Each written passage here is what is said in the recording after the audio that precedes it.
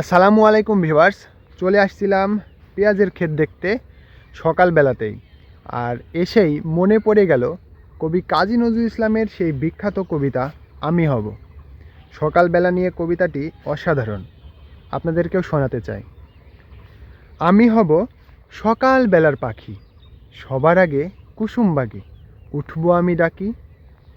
সূর্যি মামা জাগার আগে উঠবো আমি জেগে। হয়নি সকাল ঘুমো এখন, মা বলবেন রেগে।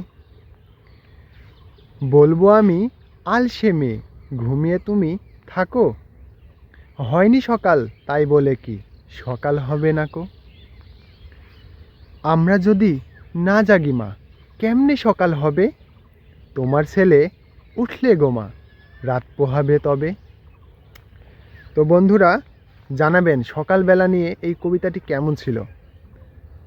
আশা করি আপনাদের ভালো লেগেছে।